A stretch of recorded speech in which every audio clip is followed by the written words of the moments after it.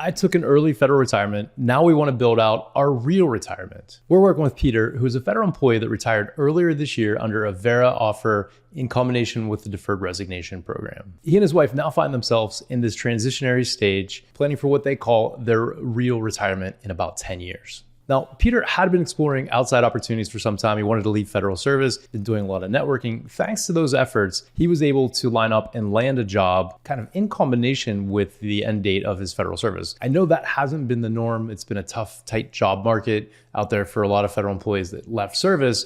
But for Peter, he's been pretty fortunate from that standpoint. Now, the new job worked out, but they still feel behind. Are they? As I mentioned, he and Kate would like to retire officially in 10 years. So at that point, Peter would be 62, Kate would be 59. A little bit of an age gap between them. And they'd like to have enough income to cover about $10,000 of monthly expenses. So in this video, we're gonna cover a lot of information. So stay with me throughout it. We're gonna look at the cash flow and income statement. We're gonna look at their balance sheet. We're gonna build out a retirement income worksheet. We're gonna look at their investment allocations. We're also gonna talk insurance coverages. And then we're gonna take a look at some estate planning basics. Okay, so a lot of good information here because we wanna see if they are behind, but we also wanna look for things that they might be missing. So stay with me throughout the video here, guys. Now, of course, I'm Justin. I'm a certified financial planner. I've been helping federal employees for over 20 years, actually part of a federal family myself. And if you have questions, if you're working on retirement planning or something associated with a financial plan, we'd love to hear from you. I'd love to be a resource. Reach out. We'd love to answer your questions. But back to our case here. I want to give you a little background to start off. I mentioned Peter's 52, Kate's 49. They've got two kids, Sam and Annie. Sam's 20. He's in college right now, starting his third year. Well, fall semester of his third year. And Annie is a senior in high school. She'll be graduating in the spring.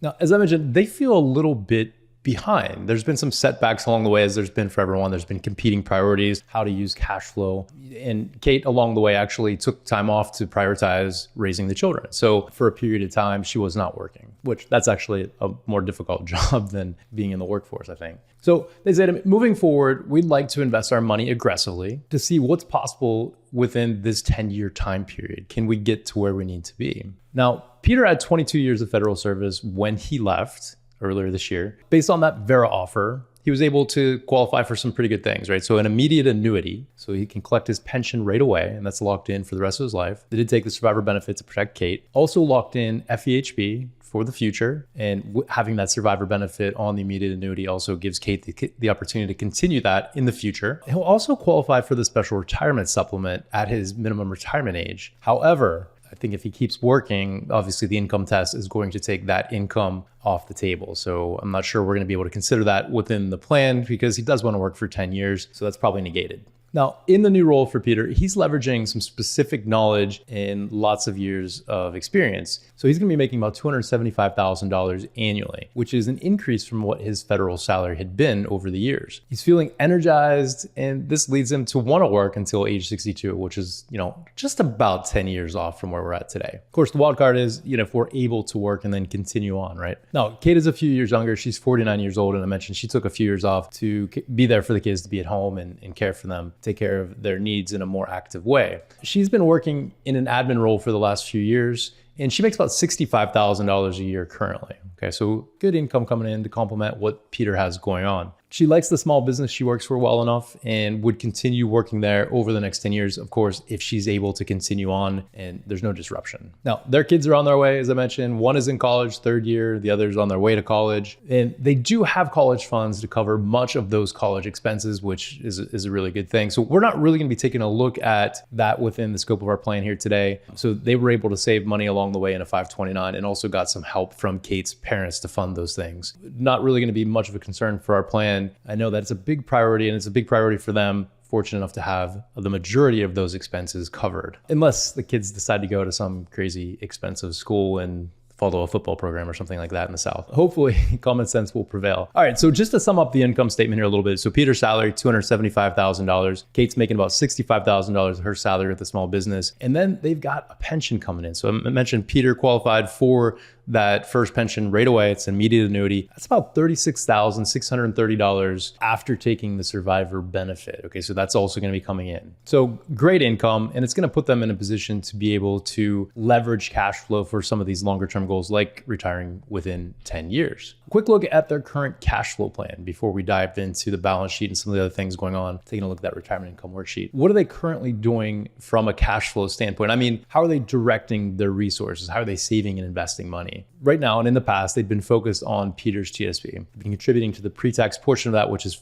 pretty common. So the complete balance of his TSP is actually pre-tax. Maxing that out, $31,000 a year. Of course, that's going to be bumped up for 2026, but max contributions there. They had also just started saving $1,000 a month to a taxable brokerage account. Okay, so something that they hadn't been done in the past. Took a little bit of savings, build out, initial lump sum investment, and now they're contributing $1,000 a month to that account. So that puts us at about $43,000 a year. If I take a look at their total gross income, 376 is what that number comes out to be, about 11.4% of their gross income. Now, of course, Peter's getting the match from the agency, so that increases a little bit. With that kind of income now, and this is relatively new, as we mentioned, there's an opportunity here for them to bump up their cash flow and their savings and their investing. And they're planning to do that. Okay. And so kind of the target we're looking at is about $3,000 a month in addition to the TSP savings. So the 1,000 will bump that up to 3 on a month to month basis. And maybe they'll be able to get a little bit higher. Now, they still got these 2 kids in college, and there's expenses that go along with that aren't going to be covered through the college planning, but hopefully they can get to 3,000 or maybe above that over the next 10 years. And if they do that, they'd have about $67,000 flowing into their long-term goals, those long-term accounts. If we divide that by the gross income, that's about 17.8%. So that's getting closer to 20% of their total income, which is a good number to shoot to save. Just a quick aside here, I don't want to get too distracted, but I think this is important to talk about. So when we're talking cash flow, we always want to look at taxes. Right? These two things kind of go hand in hand. They're in the 24% tax bracket now. They're pretty deep into it based on the new income level, right? In the past, they'd kind of been in that 22% range. Still makes sense, I guess, to do pre-tax. You could look at Roth there as well. But just to give you a little bit of context, I think they're still going to focus on pre-tax contributions, although catch-up contributions, as we know, in 2026 are going to have to go to Roth. So there might be some money flowing there if they continue to do the catch-up. I want to give you a little context. What does 24% tax bracket mean when we're looking at Roth contributions? So let's say Peter makes that $31,000 pre-tax contribution. He shuts that off, starts directing that towards the Roth bucket. $31,000 in the 24% tax bracket, that comes out to about $7,440 a year. So by moving to Roth from the pre-tax, not getting those deductions anymore, it's going to cost them about $7,440 in annual cash flow. So they have to be prepared for that if they do flip the switch and move more towards Roth. And you do too, if you're looking at that within the context of your financial plan. Look at what tax brackets you're in, and then you can kind of decide what the right move might be. Maybe you want to prepay the tax because you think tax rates are going up in the future and you're passionate about it. Just make sure you have all the information available to make that decision. Now, of course, this is just a video. We can't get too far in the weeds because we got a lot of more information to cover, but those are important things that you want to think about. So let's move on. Let's take a quick look at their balance sheet. I can show you how that sets up, and then we're going to start moving into the retirement income worksheet after that, okay? Going to move pretty quickly through this part now. So if we look at the balance sheet, it's fairly straightforward. They've got about $25,000 in savings. They've got an IRA rollover, moving the TSP out to an IRA account, about $750,000. They've got a Roth IRA that's been Kate's over the years, $77,000. They've got a new taxable account that we just talked about. They set up earlier this year, about $10,000 in that. They've got a home worth about $550,000 and a mortgage on that home for $425,000. So that's pretty straightforward. There's no debt outside of the mortgage, and they're doing a good job in terms of building assets. Like I mentioned, they feel behind because they've had some competing things, and Kate's work was kind of back and forth there in some of the earlier years. But those are the assets that we're going to be looking at building over the next 10 years to complement the guaranteed income sources that they're going to have coming into the plan. So let's do that. Let's take a look at our retirement income worksheet. We love to talk about building these things. It's one of the core components of a great retirement plan. Now, I mentioned at the beginning of the video a goal of about 10K. All right, so $10,000 a month is what they thought they might need for living expenses.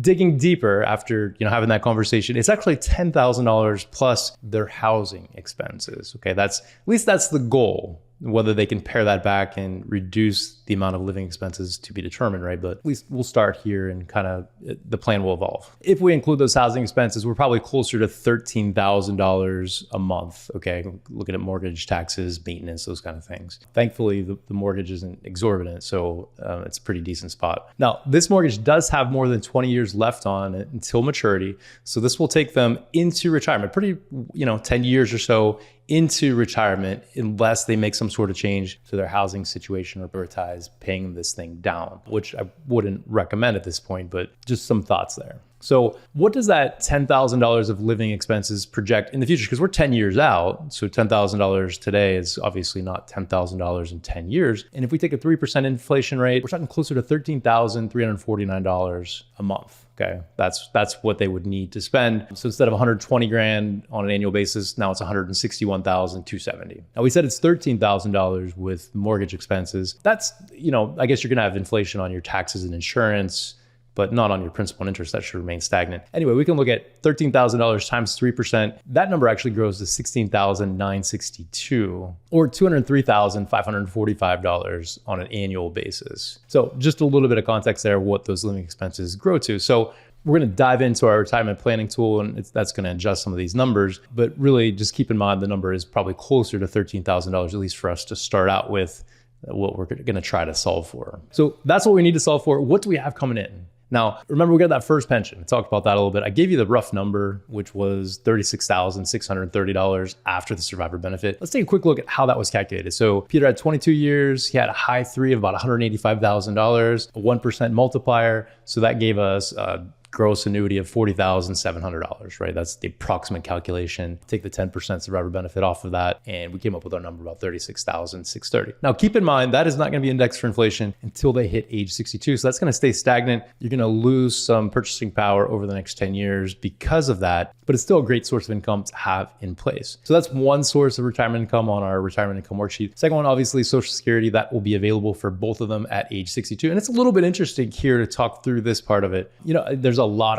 of talk right now about, do you take it at 62, do you take it at full retirement age, you delay until 70, and there's no right or wrong answer here. It's really different for each person's situation. This case is interesting because Kate did not work for so many years. She does not have a strong Social Security track record. So in this case, if we're talking about survivor benefits, if something were to happen to Peter, it really would be beneficial for them to look at delaying those Social Security benefits, at least for him, talking about claiming his benefits until, maybe full retirement age, somewhere, maybe just not necessarily at age 62. So that's just one consideration. Because what happens in that case is, if Peter were to pass on, Kate's benefit would become 100% of whatever his benefit was, whatever he's receiving. Okay, so if that's the age 62, it's obviously much lower than whatever the age 67 benefit would have been, 30% lower. Now, of course, maybe their assets will be sufficient to cover any income need. The way the balance sheet's setting up, I think Social Security is going to be important for them. So it's worth looking at and considering within context of the plan. Of course, Kate's going to continue to work over the next 10 years. So she is going to build out her work record a little bit more here. So that will continue to increase. We'll take a look at those numbers in context of the retirement planning tool when I pull that up here in a few minutes. So the next piece on the retirement income worksheet, of course, is the portfolio dollars, because that's really going to be the only other source of income they're going to have to pull from when they do hit official retirement. I gave you the breakdown of the balance sheet. When we add up those retirement accounts between the IRA rollover, the Roth money, some of the cash assets that are on the balance sheet, we're talking about $860,000 in change, okay? So a good chunk of change, almost $1 million in portfolio assets. So if they take that 860, they make 8% a year, and they're able to contribute $67,000 as they're planning. We can do the simple present value calculation. We're also gonna look at this within the tool, but we'd be looking at around $2.2 million in assets based on that calculation at age 62 in just about 10 years. Okay, so if you do the quick math on that, $2.2 million, and let's say we take a 4.5% distribution right in between 4 and 5, you're talking about $99,000 a year in income. Okay, that's obviously a pretty good portfolio. Now things have to go well. They have to make 8%. They have to be able to contribute that $67,000 on an annual basis. So that's what the retirement income worksheet looks like. And as you'll see, they're not too far off from where they want to be. So let's go ahead and jump into our retirement planning tool here. And as we look at this, obviously you see a lower probability of success. And what I've built out here was the initial $12,000 contribution to the joint investment account. Now we've agreed to increase that to the $36,000 a year. Okay, so When we do that, and if they're able to continue contributing that towards their longer term accounts, that changes the probability of success. We go up above 75%, which is where we want to be. So that's a much healthier probability of success. Okay, so what do we need to look at here? Let's take a look at our cash flows, and we can kind of dive into exactly what the summary table looks like. So here we are, we're starting out age 53. So we want to go out 10 years to their planned retirement, okay, 2035. So both incomes drop off as they retire, and you can see what's coming in is going to be the pension from Peter, okay? So 2035, and then he picks up inflation in the following January after he turns 62. So that's kind of what we have coming in. And we talked about that debate between 62 versus 67 Social Security. Within our plan, we're modeling out full retirement age, okay? So you can see that here. They start picking Social Security up at 67, and that increases their guaranteed income sources. But that's what the guaranteed income sources look like within this plan. So if we go back out here, you can see at age 62, they actually have a pretty big net flow in the negative direction, $166,000 when we look at our total expenses, which are going to be those living expenses, the $120,000 indexed for inflation, plus the housing costs, which is the mortgage, taxes, insurance, and maintenance. Okay, so that's kind of the total expense comes in around $199,000 a year. We've got some taxes they're going to be spending down cash assets, presumably first. So the tax footprint is a bit lower, and it bumps up as we take money from different places. So you can see here, it starts out about 166 and it grows. We've got these gap years between 62 to 67. These are going to be your largest distributions. Can the portfolio that we've built out cover this? And probability of success looked pretty good on that front page, 77%. But what's the withdrawal rate there? Okay. That's kind of what we want to look at. And it is for a 5-year period here, and Social Security then kicks in, and you can see the cash flow, it drops off here, right? So your negative flow becomes much less. So if we take a look at the withdrawal rate here within the tool, you can kind of see we do start out a little bit higher, right? So we really want to stay a max number of 5% if we can. This is okay because it's a gap period, right? So that 62 to 67 is the shorter period of time, 5 years, and we're still below 6% on this. So we're 5.5%. We hit 66% at age 65, and that there is a bit of a bump here, right? So we're over 6% for these 2 years, 66 and 67. And then of course it drops down here. So we stay below 4% for the majority after both Social Security benefits kick in, right? Which is what we want. So it's a little tenuous, and of course there'll need to be some work, some filling out. The one thing about these sort of tools is it's a straight line projection. So these things are, they're counting on your 7% a year in perpetuity that you're making on stocks. So, all's well and good if you're taking out 6% for these few years because you're going to make it up. If there's some sort of issue with sequence of returns, we need to have our finger on the pulse there, make adjustments as we need to in real time. That's really important to consider when you're thinking retirement planning, okay? So it's not just this plan that we build out and it doesn't change, it's static. You've got to be making adjustments. But that's what the withdrawal rates look like. So it's not bad, right? And you can see why it's a 77% probability of success and not something much higher. One thing I want to show you here, I think this is important. So we're basing these projections here on the investment portfolio that they currently have set up, which is about 85% equities, 15% fixed income. They want to be aggressive, right? So they want to go forward over the next 10 years. They're willing to ride the wave. Price of admission, of course, is volatility within the stock market, the ups and downs. They're willing to do that. I just want to show you how this changes if we have a more balanced allocation to start with and a more muted, because this is probably projecting about 8.5% or so on the rate of return. If you go to something a little more conservative to start out with, and we do have a glide path on, that current allocation so that 85% doesn't stay stagnant there all throughout retirement. We're obviously reducing that once we get into the retirement years. Still get that probability of success. But if you start out with a lower rate of return, and this is a little under 8%, you see the probability of success goes down and the median ending portfolio value also goes down slightly. So those are some other things that you want to consider. Portfolio allocation is really important. You can't be too aggressive. You can't be too conservative. You got to find the right mix, manage the investments the right way from that standpoint. So I know we're getting a little bit long there with some of this conversation, but the important things when we're looking at these retirement projections, the combination of the cash flows, with investment allocations, a couple things you want to look out for: the sequence of returns, obviously really important those first few years of retirement. What the returns on your portfolio are, they make a big difference. Of course, there's also the potential for muted or lower returns. There's no guarantee we're going to continue to get the returns like we've gotten over the last 10 to 15 years going forward. There could be a period of time where returns tend to be lower. So that's something else that we need to keep our eye on and plan around if things do change. We'll model for both of those, right? There's just not enough time in this video to go into all that with you. I'm already getting pretty long here. Now, one last thing I'll show you, and if we just look, here's the most obvious adjustment. You might say, well, $10,000 in living expenses is pretty high, especially if you're still paying for housing. So it's 13. Could they really spend 10 total in combination with housing, or just make some choices around housing? So let's look at that. So let's say their retirement expenses, we model them down to $7,000 a month, everything else we're doing. Now your probability of success is a slam dunk. Okay. So that's one of the adjustments you can consider if you're not getting the results from your projections that you want. Obviously spend less, make more money. What's easier to do? All right, so let's wrap this up. I know I'm getting a little bit long here. I did want to talk about a couple of real important things that we often overlook in these videos. So stay with me, give me a couple minutes here. So last thing we'll talk about, well, two things. So one really important thing, of course, is estate planning I want to touch on. But let's talk insurance first. So Peter and Kate, they do have some insurance in place. They took out a term policy when the kids were born 20 years ago. It was a 30-year term on each one of them. Peter has $500,000 in death benefit. Kate has $250,000. Okay, so that's in place. That'll run out for another 10 years. So it actually coincides pretty nicely with their planned retirement date, ironically. So that's a good thing. Is it enough coverage? Now they've got that mortgage I mentioned, a little over $400,000. That's probably fine. And they've got 529s to cover the education expenses. So there's not a strong need for insurance outside of income replacement. Okay. So if something happens in those first years of retirement, which, you're 62 to 72, will there be enough income? Is the portfolio built out enough? And then, these next 10 years, what if something happens in that time period where we weren't able to build out the portfolio enough for, and the income changes for whatever reason. Okay. So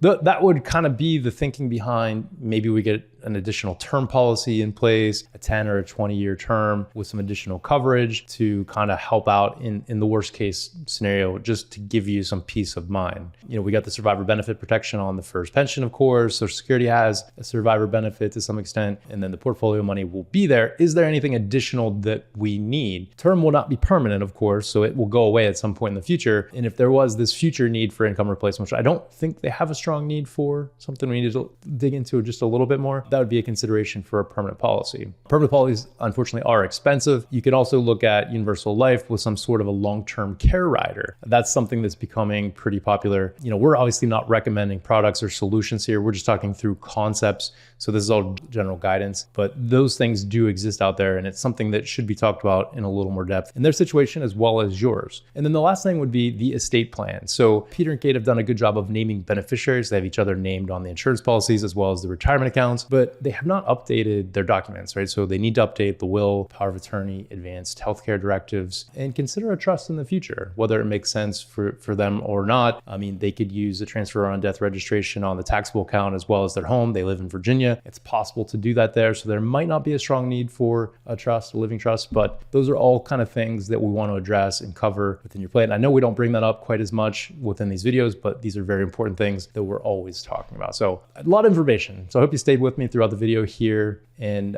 found some value. If you have, please give us a like and a subscribe, and we'll see you next time.